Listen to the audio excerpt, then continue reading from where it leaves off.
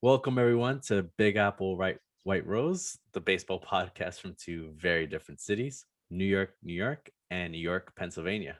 I'm your host, Brian Wagner, and always happy to be with my co-host, Nick Diminich. Nick, how's everything going? It's going well.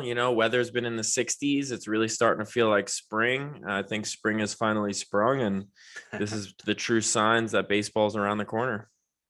Yes, I love this time of year. It's allergy season, but it's baseball season, so you kind of win and lose. You got to take the good with the bad. I'll take some sniffles if we're throwing the ball around. Yeah, exactly. Vaccinations are happening well, so we're moving. Oh, We're yeah. moving. I saw see the Mets and the Yankees allowing fans. Yeah, 20% capacity in New York, in the Bronx and in Queens. I know the Texas Rangers will have 100% capacity.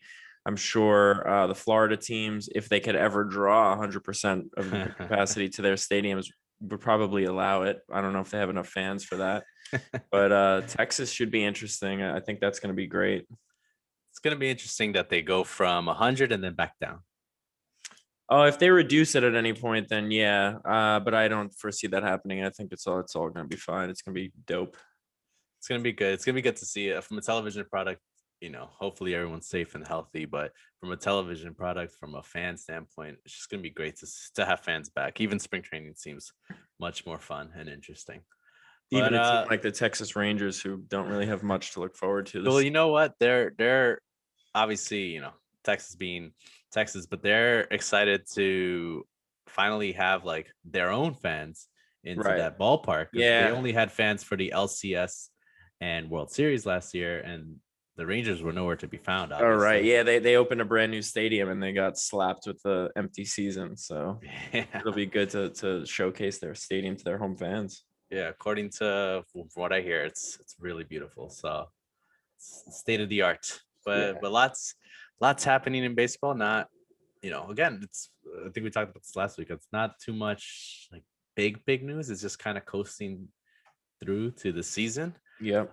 Did you happen to have a chance to see Shohei and I did. First thought was, all right, this is what we're talking about. I mean, I didn't realize that he batted leadoff. So apparently he batted leadoff and started the game, which is was the first time ever.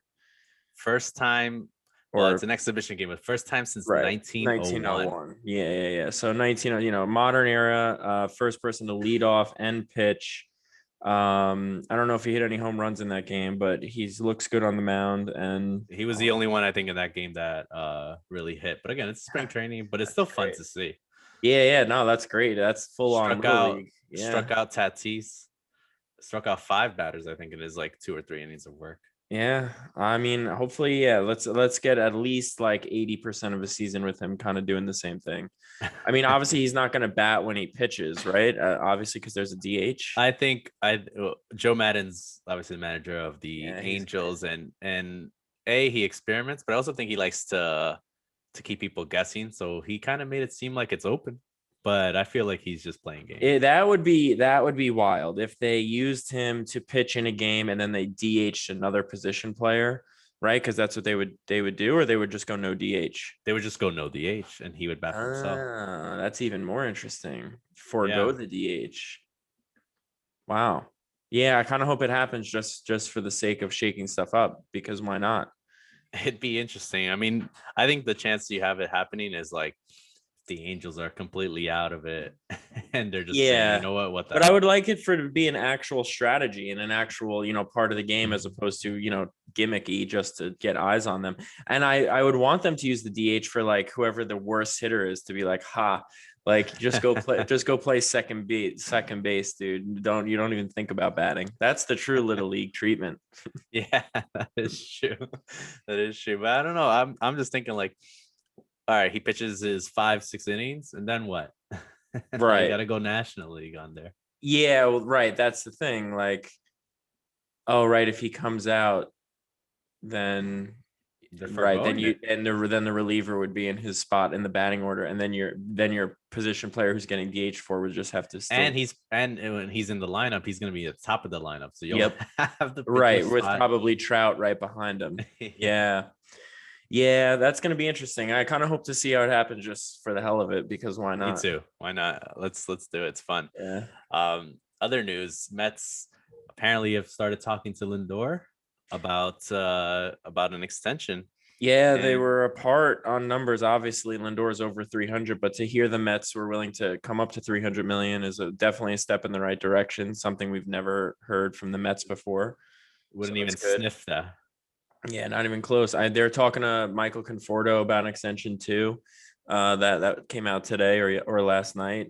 He might get 200 million over a certain amount of years. So if we could be looking at 500 million of Mets lockups across two guys, it's definitely a new day at that point. It's a new day, but you know what? Well worth it for both those guys. Conforto's sneaky, one of the best. What is he? Right He's a fielders in leader. the league. Yeah, Yeah. Conforto definitely has leadership qualities. I mean, Lindor is the megastar. Lindor is the one that you have to get this done. You have to get it done with him. You cannot let him hit free agency. You can't try to say, oh, there's a because I've seen a lot more people saying, oh, but there's the free agent class, like how you said a couple times ago, and I think people are already in love with this guy, and he's not even hasn't even played a season, a game yet. So you can't. You kind of just have to sign him. Conforto's another story.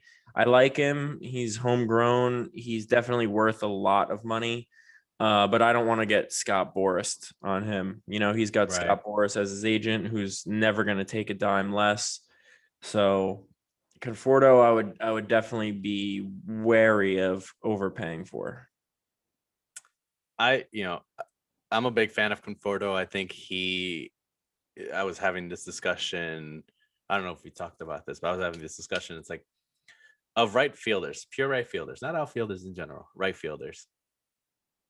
Maybe he's probably the fifth or sixth best. Can you think of five or six that are better than him? Right. Like, so off the top of my head. So, I mean, is Yelich playing right field now? I think he's playing left this So year. he's in left, and who's in right for them? Kane, I believe so.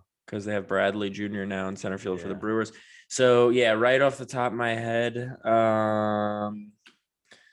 just trying to think. I mean, Mookie Betts is Yeah, right Mookie field. would be one, of So course. Mookie's in right field. He's definitely the best of that crop. I think Juan Soto's a right fielder. Juan Soto obviously is there. Oh, if he's playing right field, then yeah, obviously. All the Braves guys, like what's Acuna's in left. Acuna's in right. So Acuna's So if up there. Acuna's in right, he's in the conversation. Because I know that they have Inciarte in center and Ozuna in left. Right. So Acuna is going to be in right. So Betts, Acuna immediately come to mind. Soto, of course. Soto, yeah, if he's playing right field, yeah. Then it starts to get a little. I mean, obviously you got Harper, you got Aaron Judge. Yeah. Yeah, Harper. I mean, Harper. Yeah, see, Harper's the tricky one because Harper's production it could be similar to Conforto's on any given year. They can have basically the same numbers, and then you look how much they paid Harper. What's Conforto going to ask for the same thing? Like, I Right. wouldn't want to do that. Yeah, it's a lot of money. It's a lot, and you see, And Judge needs to put together more than one full season. I mean, that's a mess. I mean, him, Giancarlo Stanton, but he's on the same team, so Judge and Stanton are kind of the same. Still wouldn't want to pay Conforto anywhere near what Stanton makes. no, not at all. Not even close. I think you'll see one of those type of deals for Conforto with like multiple opt outs and that Yeah, type of fun stuff. right. Like Just to kind you of play 2 years, opt out again, and get paid because he's only 28. He's our age, so he just turned 28. So this will be his full season at 28, and yeah, I could see that. I mean, what Springer get? Springer just got what, and he's 30 or going to be 31. you got like a 5 year. Yeah, so check the research department on that one. that yeah, I mean, I feel like if Conforto does do the opt out thing, he'd be looking at the Springer payday after the opt out. After 2-3 years, it'd be 30, 31. 150. He got Yeah, 6 year 150. right. That's why Conforto's looking for 200 now because he's younger, which is Yeah. interesting. I don't know, but I he is agree. the intangible, the leader thing, which I feel like goes overlooked. I mean, him on this Mets team, it's DeGrom, Conforto, and then like second tier Alonso, and those guys. Alonso can be that guy. But he's Obviously still too young. Lindor can totally Yeah. be that guy. Mhm. If we lock him up. So yeah, I mean, it's going to be interesting. But again, go back to my point. You named maybe five, and Harper Right, and and it falls and off. yeah, and so Conforto's the sixth. That's what I would say, and he still has upside. I feel like he hasn't really reached his true potential. Yeah, like he's gotten to 30 home. Yeah, it's like he hasn't done it all in one season. He's had the 30 home run season. He's had the higher average, like because he's like a 260, 270 guy. He's Mhm. had the season where he's hit 280. He's definitely a guy that strikes out a little too much because he is good at hitting the other way. And then sometimes he starts to, do the home run thing where it's like just slash it the other way for the hit. Yeah. But that's everyone these days, so that's not really that much of a knock. Yeah, I mean, get it done. Like all we heard about is how much money they have and how it shouldn't be an obstacle. So, all right, then get it done. Yeah, prove it now. Don't Sandy Alderson it. Don't just penny pinch for the sake of penny pinching. Right. He doesn't have to anymore. Exactly. Take the kid gloves off. Right. And a little bit of, I thought this was pretty good news. A little bit of love or not love for Salvi Perez, the 4-year 82. I didn't realize he's gonna be 31 this year. He's still a young guy. Still youngish for a catcher. I mean, he's had a Yeah. couple injuries the last few years that have been pretty bad. Tommy John, I think. Yeah, Tommy John, and he tore his ACL. But this feels like to me, he was kind of always underpaid for as good as he was. And he was always on those team friendly deals that they locked him up when he was young. So this feels a bit like, hey, thanks for staying. First of all, he's the only one that stayed. All those other guys busted out of there. Right. Lorenzo Cain, Alex Gordon stayed, but Lorenzo Cain, Hosmer, Moustakis, they all left. Salvador was the World Series MVP that year, right. Where they beat the Mets in 15. So and he's a catcher, and he's definitely, it goes back to his leadership stuff too. They have a really young team with a lot of potentially up and coming superstars. So why not keep him around? Like him at 35, making whatever he's going to be making at the end of this deal it's like Yadi Molina. It's you can't just let him go. Right. I agree. And Yadi's a good comparison to him because I think I saw a tweet from one writer, I forgot who it was, and it was comparing the numbers through age 30 for Yadi and for Salvador Perez, and they're pretty similar. Yeah, they have the same feel kind of. Yeah.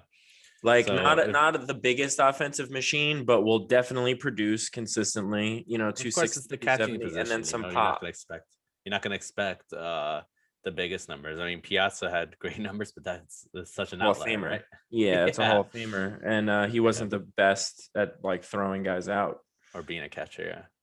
Yeah, like he was good at framing and stuff like that, but nothing other than that. He couldn't throw a guy out to save his life.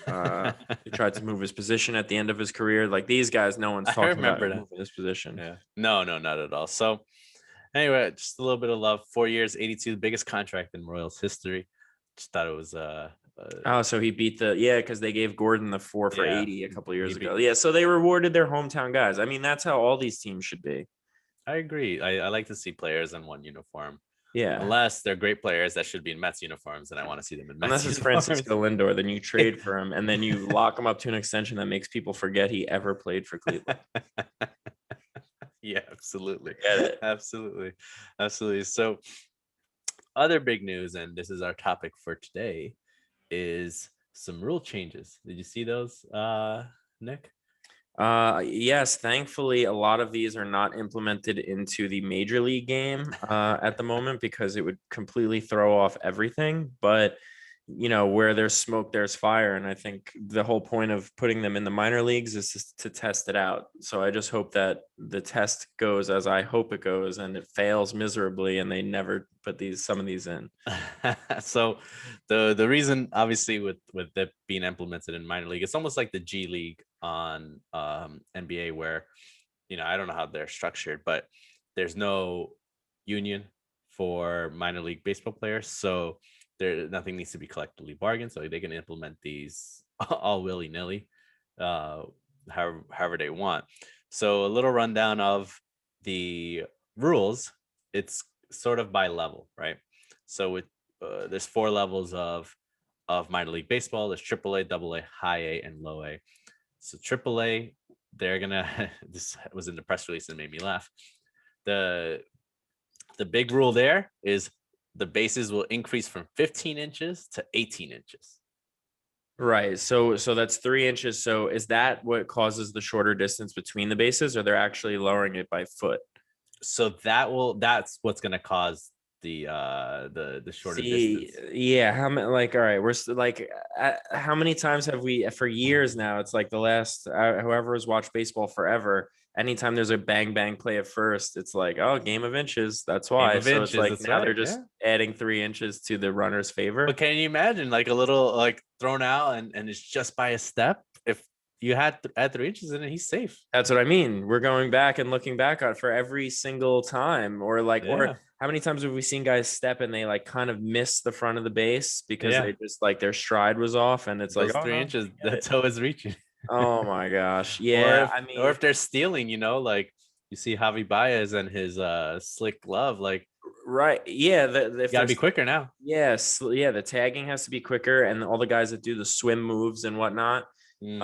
It's a bigger target. I mean, I don't see, and like, all right. So their reasoning is because they want to reduce collisions and injuries, and they, I guess, want to increase the success of stolen bases and bunts and small ball. But see, that doesn't work because the small ball has gone away. The stolen bases and the hit and runs and the bunts have gone away from an offensive just strategy point. It has nothing to do with there's not like guys are slower. It's not like guys or they're just not stealing as much because of the strategy, because of the statistics.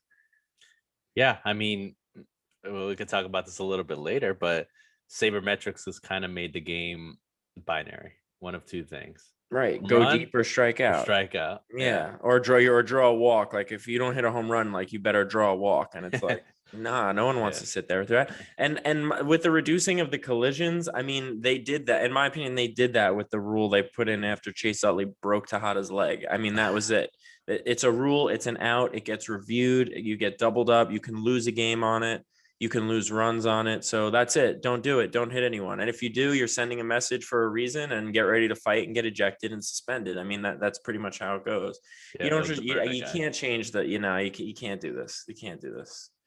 I think it's such a maybe to the general fan, it's such a what's the word, minute detail that they're not even going to notice, but it does have like a huge like trickle down effect.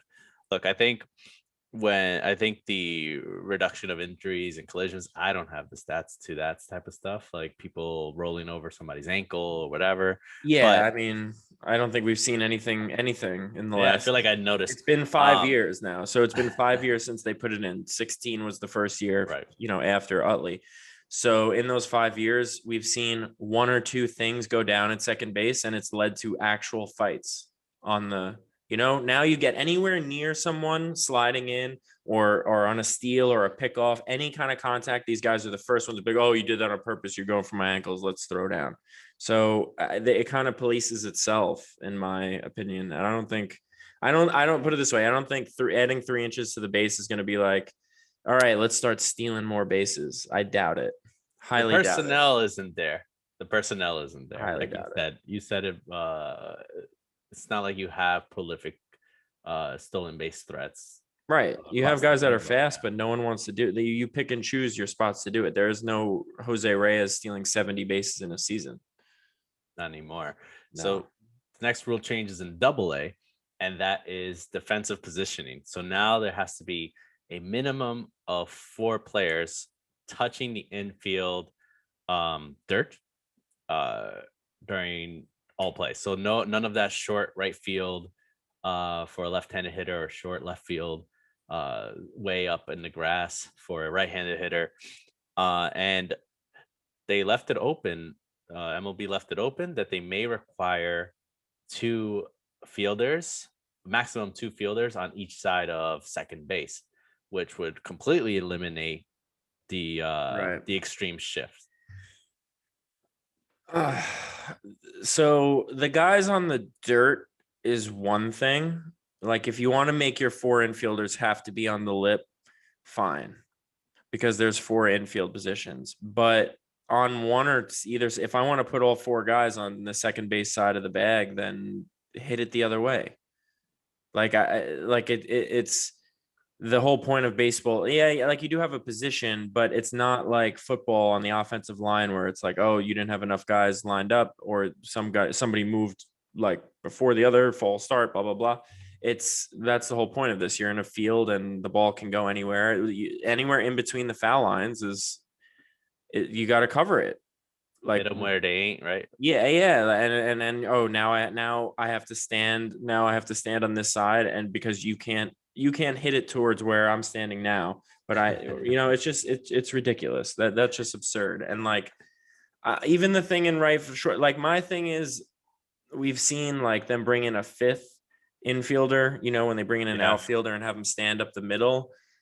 Maybe you can make the case, okay, you can't have that many people on the infield, but that's happened so rare and at the end of a game. And again, I think anyone batting would relish that opportunity because just get the ball in the air. It's probably coming down.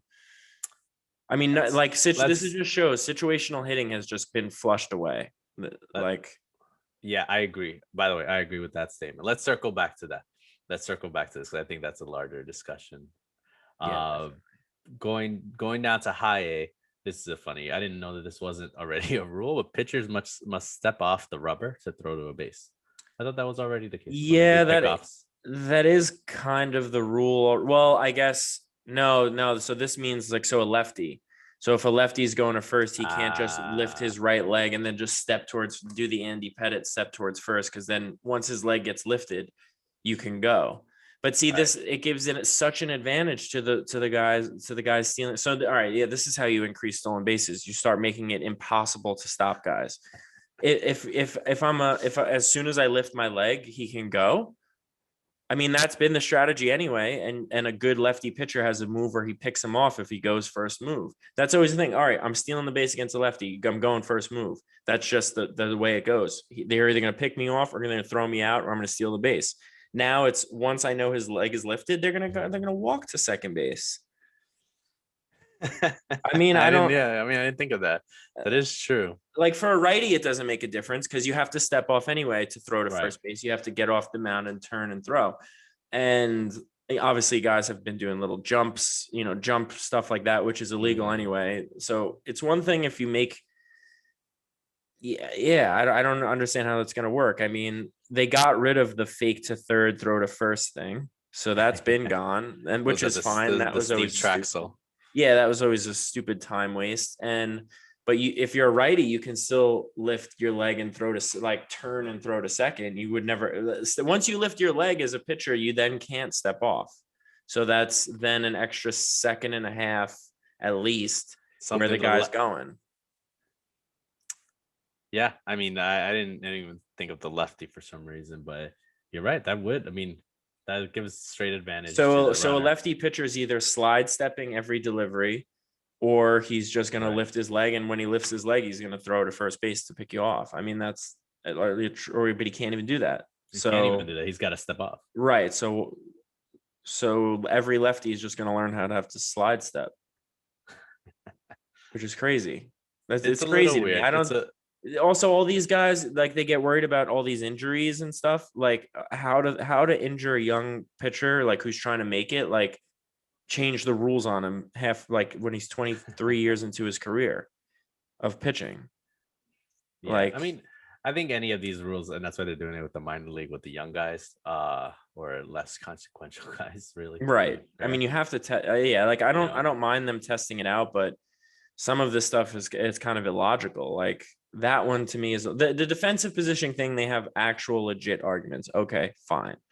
That is kind of just illogical to the game. The base sizes are, I mean, I don't know. It's like another thing.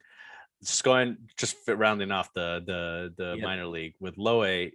Not only will they have this, I believe they'll have the step off rule, but there can only be 2 step offs. So, I think, look, I hear what you're saying on the step off rule for high A. It does give a huge advantage to the runner. I am one that would love to see more speed in the game. And we could talk a little bit about that later, but I really do think that that's something that's been lost, and it's kind of dead. There's no real base stealing threats, and that was fun. It was fun to see somebody are they gonna go, are they not gonna go, like, steal two bases, steal second, steal third, and kind of It manufacture also their own gives run. guys like jobs. I mean, there are certain guys that Absolutely. got jobs and are on a roster because that's a guy who's going to either scratch a single, draw a walk, and then steal second base. He's not I an mean, look at all-star. Like, one of the most famous stolen bases of all time. Was it Dave Roberts right, against Mariano? right.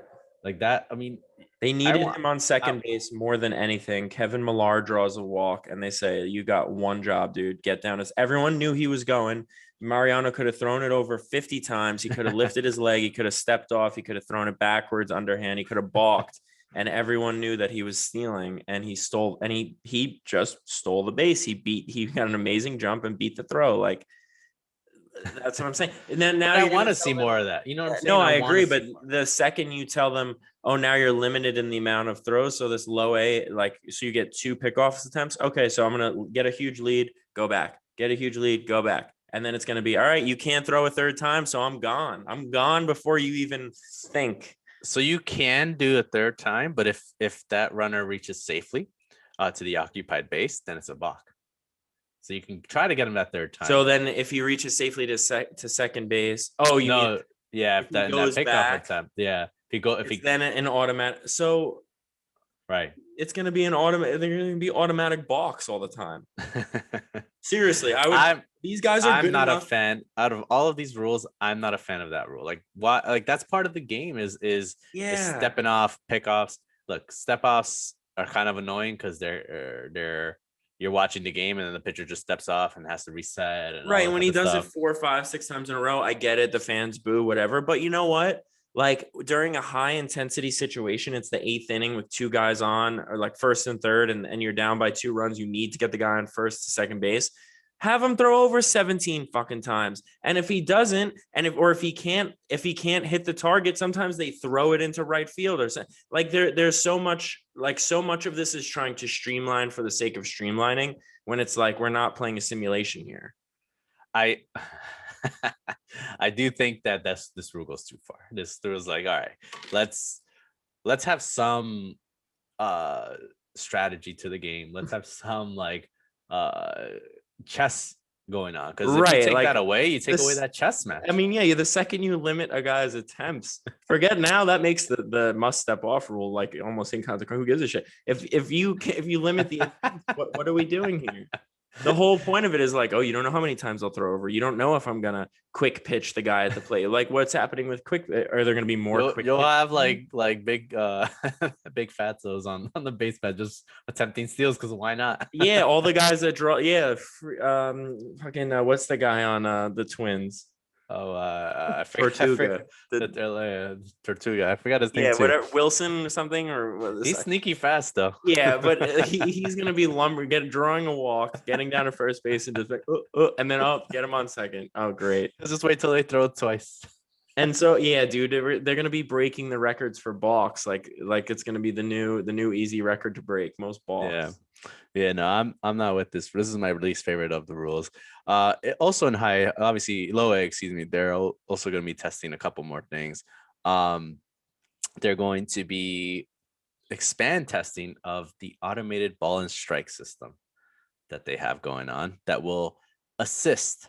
The keyword is assist home plate umpires with calling balls and strikes to ensure a consistent strike zone. So I'm not super opposed to that because of the technology available, like in this day and age with like, our phones have like infrared on them, like, and it can read our faces with unlock. So if it's done, I don't know anything about the technology behind this, but if it's done in a manner that it can be adjusted for each and every batter based on each and every batter's current stance in that pitch. Like if I'm standing up fully tall on the first pitch, but then on the second pitch, I go full crouch, there needs to be like some kind of laser adjustment to where that ball that was in the same spot is no longer at my chest. It's at my eyes, which is part of it. Like, I think a couple things. One, it's good that the umpires wouldn't be gone because they can sort of make that judgment.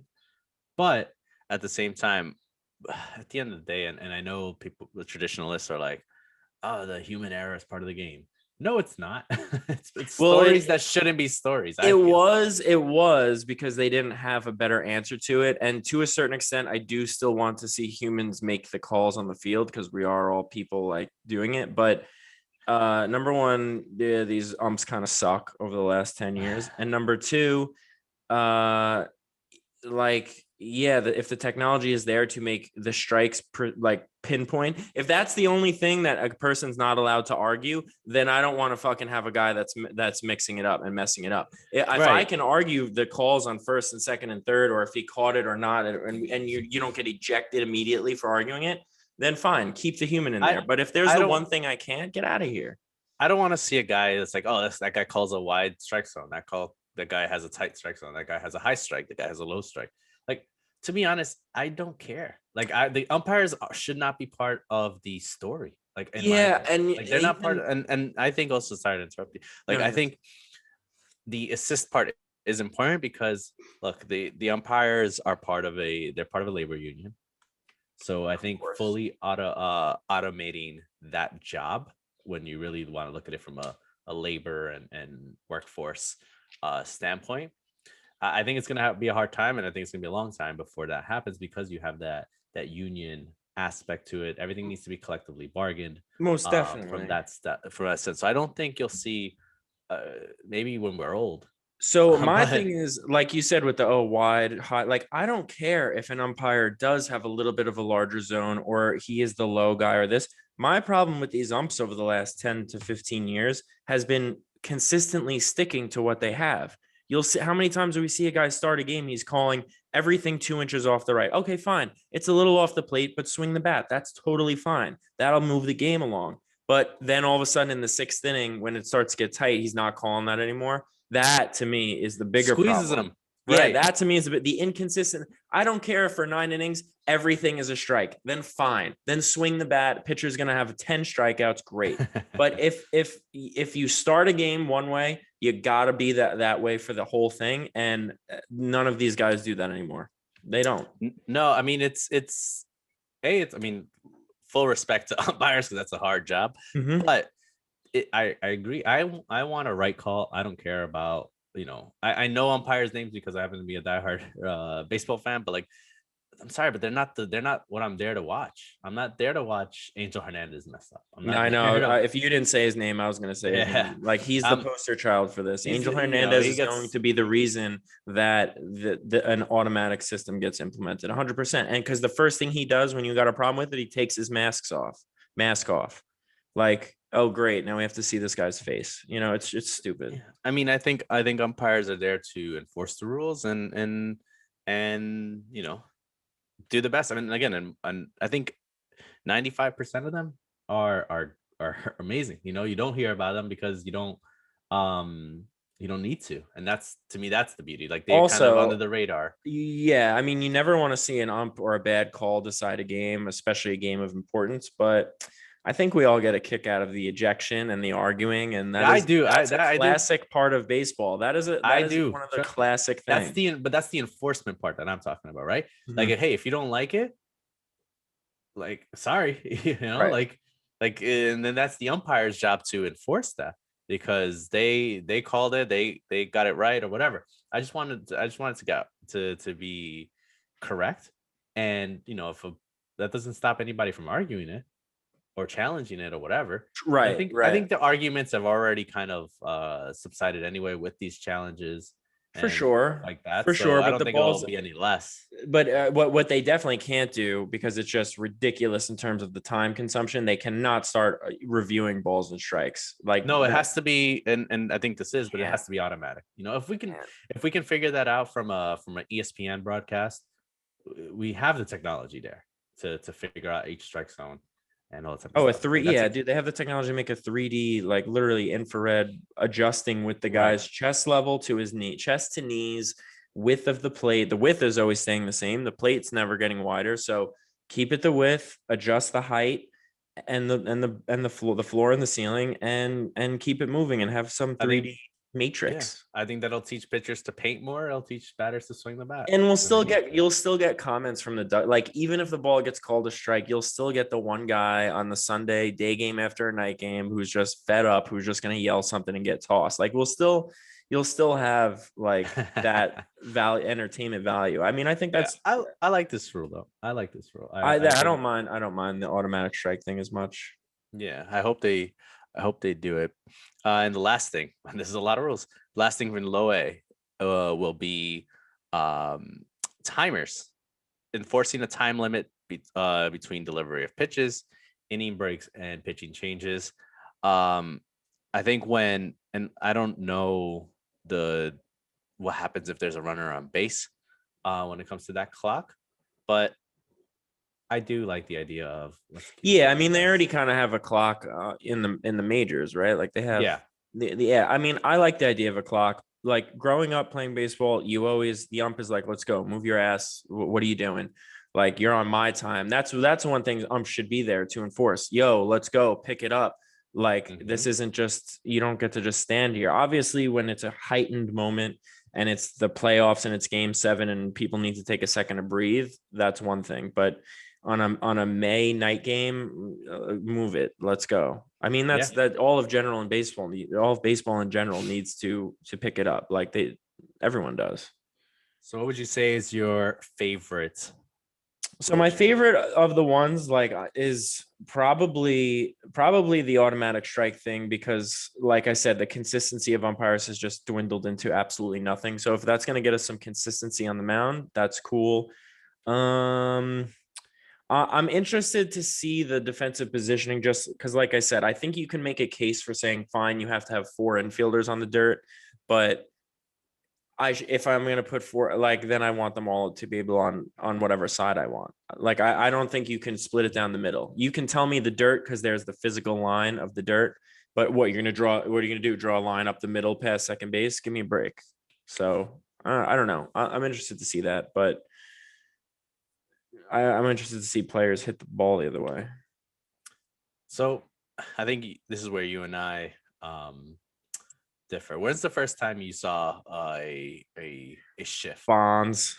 Bonds. Oh, that's right. Bonds. I remember Bonds. Because the dude was either hitting a homer or a walk, and if he didn't hit a home run, it was a line drive, and those guys had to stand an extra 100 feet back for their own safety. Yeah, 200-mile-per-hour exit velocity. Yeah, so it was like, all right, back it up on the second, right field. But Bonds was the first, and then I feel like Big Poppy in the playoffs, I started to be like, wow, they really just stand there every time against this guy. Yeah, Ortiz is definitely one of them. The first ones the first time I like started really noticing, I guess, because I guess that's where my fan it also links with me becoming a diehard, was Carlos Delgado when he was on the Mets. As a Mets fan, like as a Mets player, yeah, that was the first time, and that's how I knew we had a good one, because I was like, wow, like this guy's good enough where they have to move the whole field for him. Yeah, but nowadays they shift every batter. Every batter. Oh, every single guy. Who do they play straight up? Right. Like, I mean, yeah, it's more like, even like we're talking about Conforto, like there is no reason on earth that Conforto shouldn't have a standard layout, but because of the way the game is, he's not, and he leaves a lot of hits on the table. And he's not the only one, obviously, but you leave a lot of hits on the table. And then you notice with him specifically, when he does get into a slump, the way he gets out of it is the singles the other way, just slapping it the other way. And after about 3 or 4 games of him slapping the other way, they'll start to then play him more straight up. And it's like, okay, look, the success, they're playing you straight up. Now take advantage of it. Like, I don't know, like even at every level above 13, 14 years old, you're taught how to situationally hit, whether that means hit it on the ground, hit it on the air, pull the ball, push the ball. That's only 4 quadrants it can go. And it's part of self-sacrifice though. It's so none of these guys want to do that. Yeah. And I think it also is easier said than done when it comes to of course, how pitchers pitch, especially nowadays. In the major league. Yeah, especially in the majors. Like if you look at stats, and I know sabermetrics has a lot to do with shifting anyway, but you look at something like BABIP, and that's the intent for these this defensive positioning rules that they've they're implementing in Double A and Right. So for anyone, momentum. yeah, for anyone who doesn't know, BABIP, BABIP is batting average on balls in play. So it's whatever your average is when you put the ball in the field of play. Right. So as soon as you hit it, whether it gets to a field or whatever, it just kind of measures what would it measure? It measures the type of contact and offense. Yeah, I mean, so it obviously excludes strikeouts from your average. So it's basically anytime you hit the ball, are you getting a hit or are you just hitting the ball all over the place and most of the time getting out? Like guys with a very low BABIP like will tend to have high home runs because most of their hits are home runs. Like Mark McGwire, I can probably tell you without ever looking at his BABIP if they ever did it, had a very low BABIP, but most of his hits were home runs. So right, and everything unless he else is was, either a fly out or pop yeah, out so or he was either whatever. hitting a fly out, maybe grounding out, or Striking out. probably striking out. But obviously, strikeout's not part of it. But the guys, then you'll come across guys that have a very high BABIP, but it's because they're slash singles hitters. Like every time they put the ball in play, it's dropping in, which is few and far between these days. Right. So 2020, shortened season and all, got that. But in 2020 was the lowest league BABIP since 1992. Interesting. Yeah. And so it's definitely a trend. It's kind of moved up and down, but it is staying pretty low these last, when you look at the numbers, these last like several years. And look, I think some people say, well, it's because everyone's trying to hit home runs. But my question to you, and this is where I sit on the defensive shift place, is it more of a is launch angle and all of that stuff, is that more because of the defensive shifts? Like which came first, the chicken or the egg? I feel, and you see you shaking your head. I think with the defensive shifts, they're like, well, I'm just not going to hit line drives because that's going to go to this fielder that's already standing here. I'm going to just try to hit it over them. So there's my launch angle, so that to me is what incentivizes launch angle. I know what you're saying. My thing is the shift really was only ever affecting left-handed guys. Very rarely did you see them overload for a right-handed player. I think the launch angle thing was born out of guys like JD Martinez, guys like Justin Turner, who their career was probably flaming out and fizzling out. And they went to this certain coach that said, if you just get the ball in the air and, if you get the ball in the air, you're a strong enough person to get it out. And that started happening and that trickled down to minor leagues and college ball. And you hear about Chris Bryant in high school and Bryce Harper and all those guys from Vegas, Joey Gallo. They were all just raised on that style of baseball, which I can promise you is a very, very divisive teaching style. And there are some people that are doing it. And I think it's starting to wear off because people are starting to realize that no, like it's way harder to just hit home. It's way harder to just run into a ball with a launch angle swing than the best make it look like.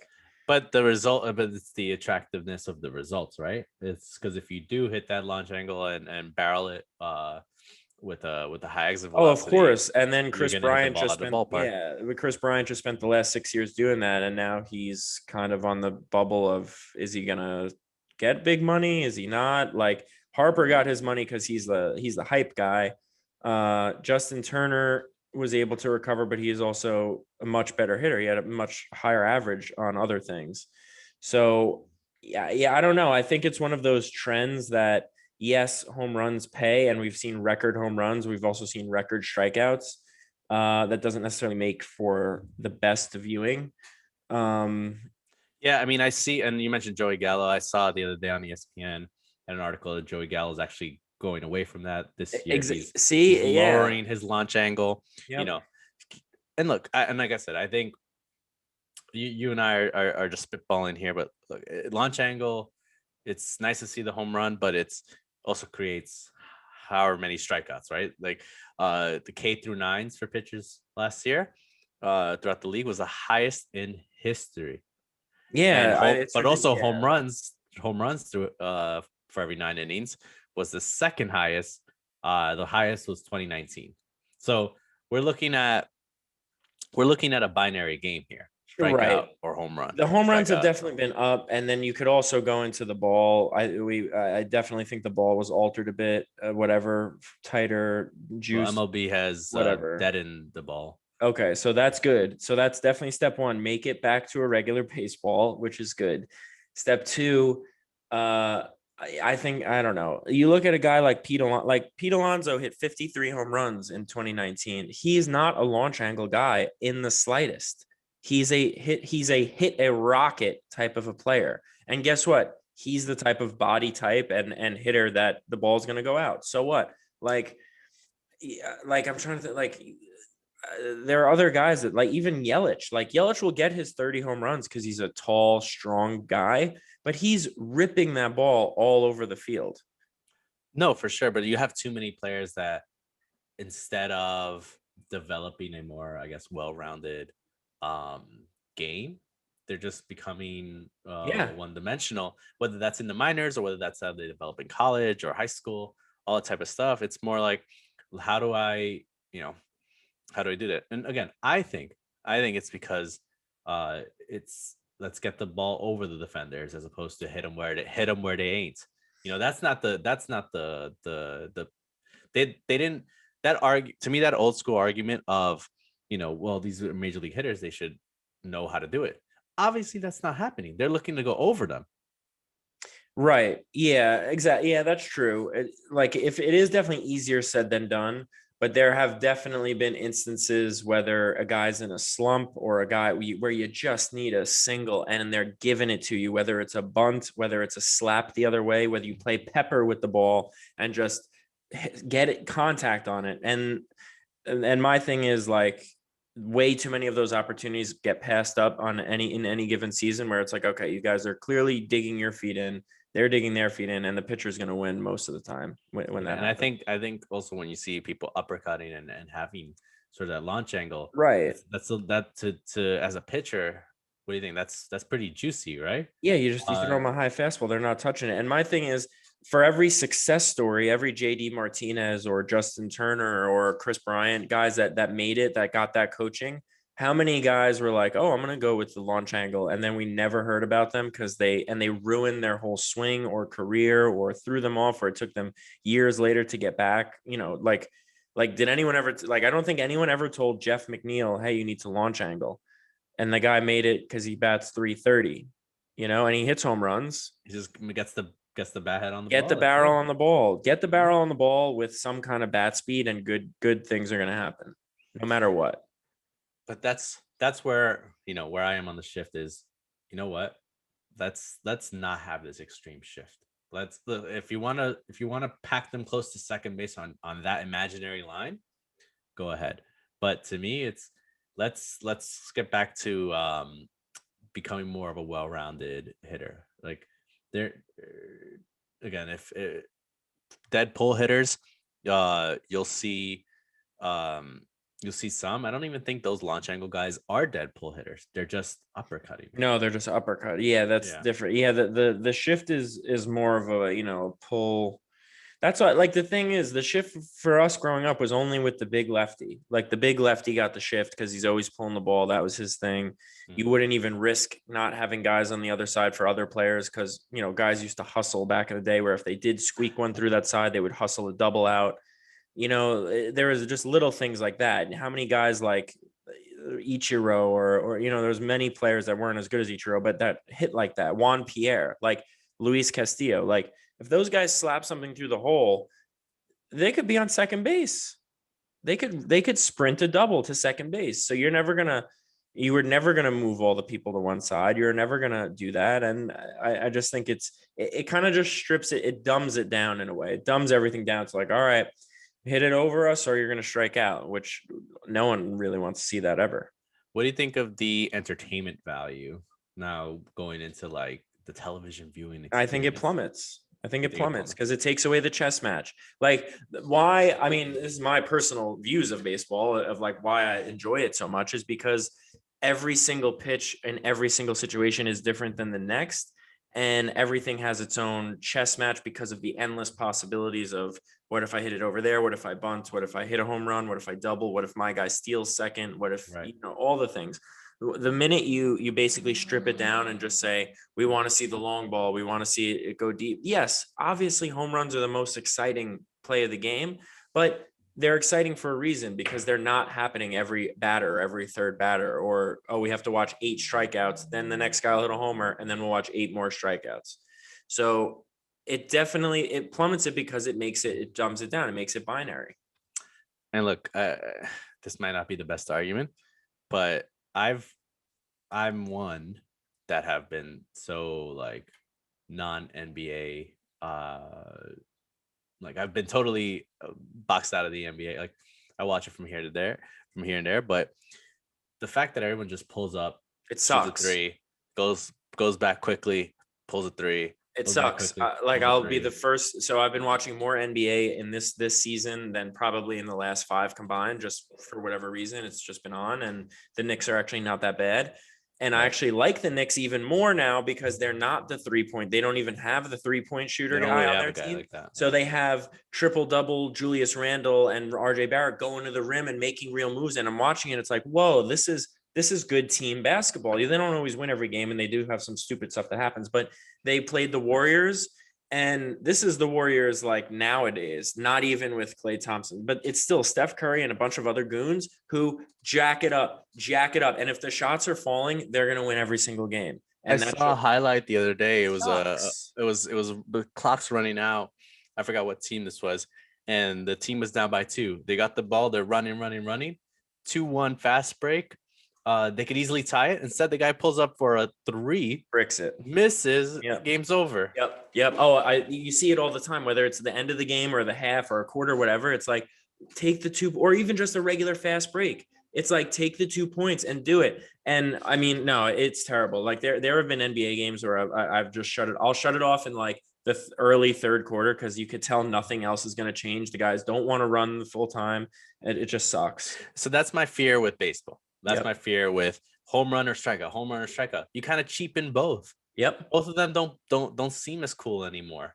You know. Oh, by the end of this, in 5 years, so Ray Allen took so long to pass Reggie Miller on the all-time 3-point list. That was like, and Reggie Miller was even past whoever he passed, and that took so long.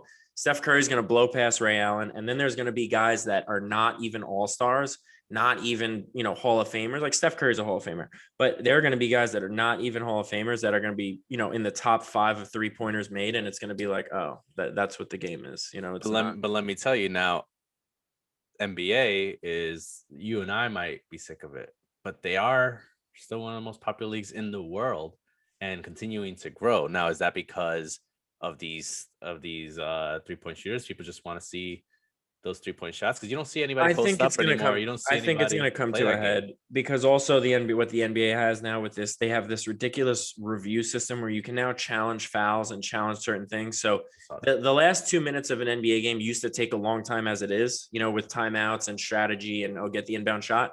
These final 2 minutes now take 35 minutes, 40 minutes of just challenge that play. Oh, and like the other night, the Knicks go to challenge it last night.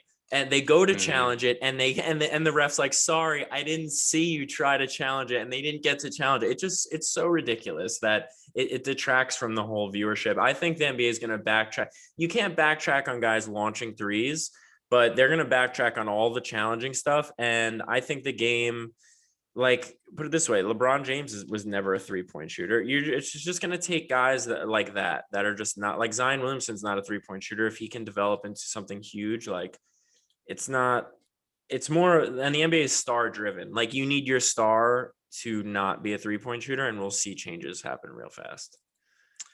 But that's the thing. Everyone plays small now. Like, you don't have that dominant center. But again, tying it back to baseball, it's the fear that you'll have, 8 or 9 Joey Gallo's in the lineup, which, again, a great player. That guy could, hit it 1,000 miles, but situationally, you see him with the bases loaded. I'm kind of like, all right, like, he's either gonna strike out or hit a grand slam. Like, oh yeah, I'm bringing in my best strikeout pitcher if that comes coming up. I mean, and I'm probably gonna win every time.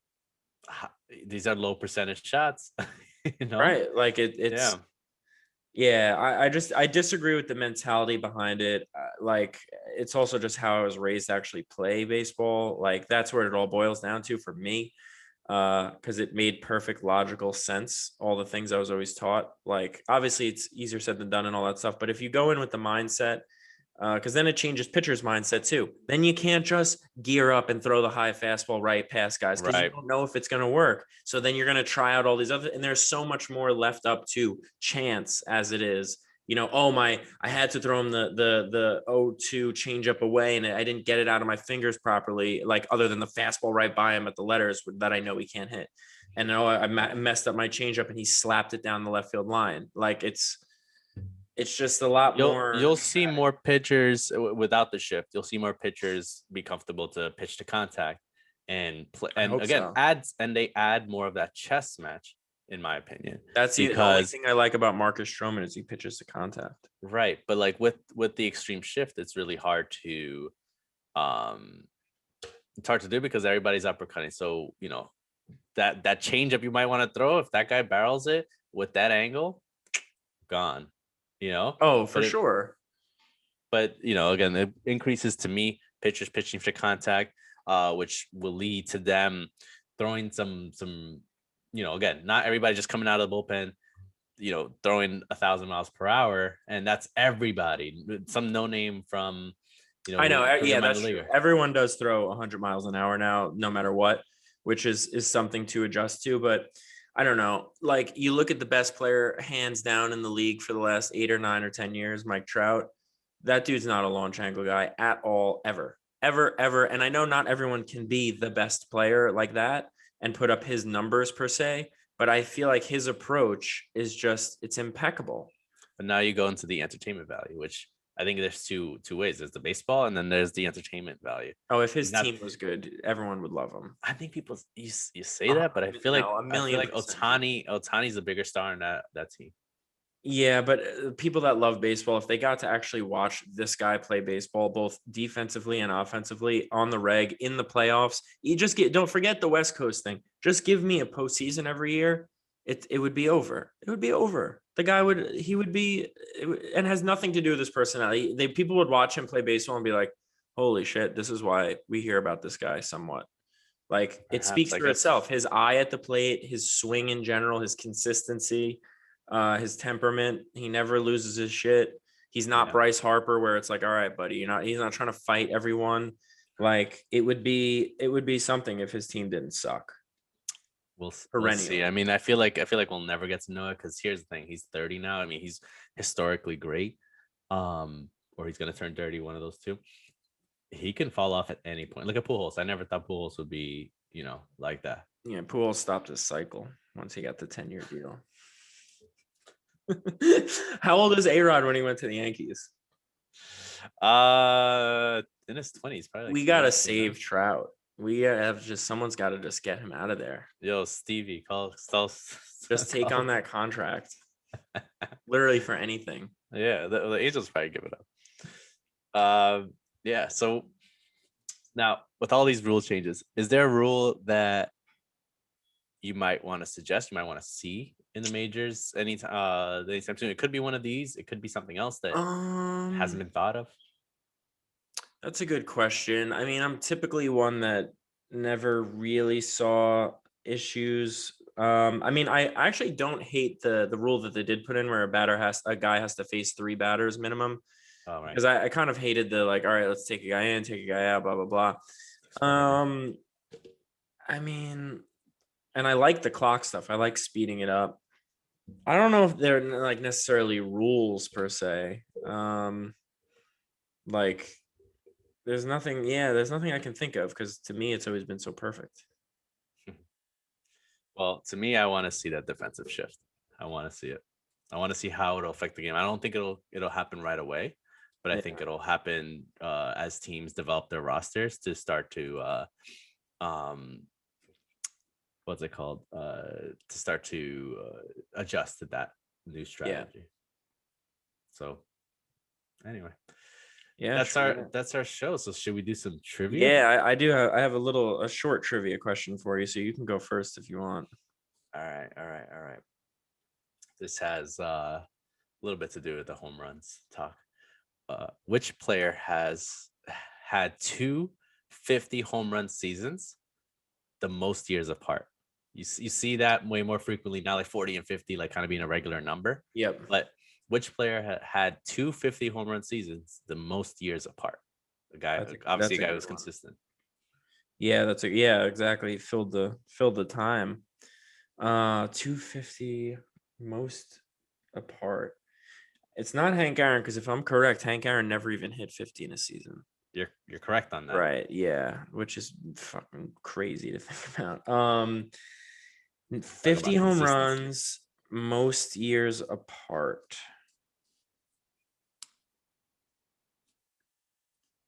I didn't really hit 50 home runs that much back in the day.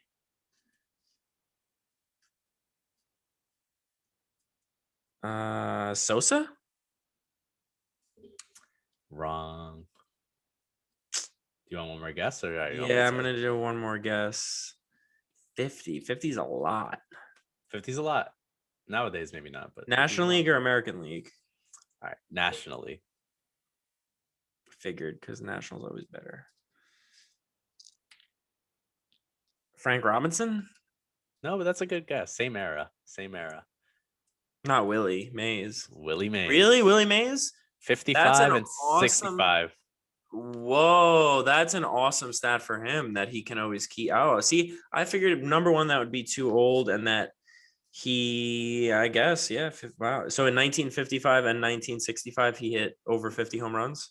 Correct. 50 home run seasons. I don't know if it was over, but yeah, 50 home run. Wow, greatest player ever. Almost. Maybe. Probably. Top up there. 3. Definitely in the combo. Him, Hank, Robinson. Well, Robinson's top 10 for sure, but Bonds. For us, Bonds. Definitely Bonds. All right, I have a rule changing trivia question, actually. Nice. So in what? Wait, you think Willie Mays had launch angle? No, I think he hit rockets. I think he hit absolute bullets, and he didn't wear batting gloves. That's what we need to see again. I know. Spit on it. So in what year? So prior to this season, the mound height was never a standard height. You were allowed to have it anywhere between 5 and 10 inches above the bases on the left and right, above first and third base. So Dodger Stadium famously had a very high mound, which a lot of people said led to Sandy Koufax's Cy Youngs. In what year did they standardize the mound height? Was it 68? 69. 69.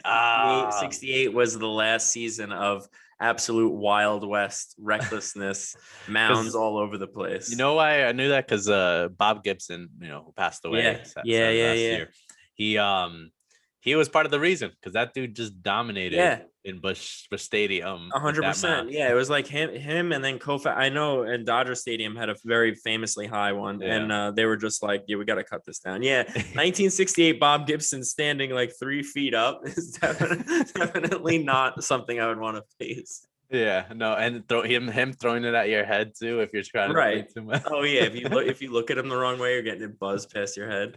But that's why the Mets won the World Series in '69, because there was a standard set of rules. You got Cleon Jones and Don Clendon, and with a chance. Seaver had to make adjustments. There you go. Seaver was still good. That was a good question, but I knew that one. I was off by like. No, but you got the last year when it was Wild West, which was crazy to think about. That they had everything else mapped out and lined out, and they couldn't do that. Well, everybody, thanks for joining. Yeah, thanks everyone, and hit subscribe, and we'll hit you with another episode next week when we do our predictions for the upcoming season. It's here already. See you then. See you then. Bye-bye.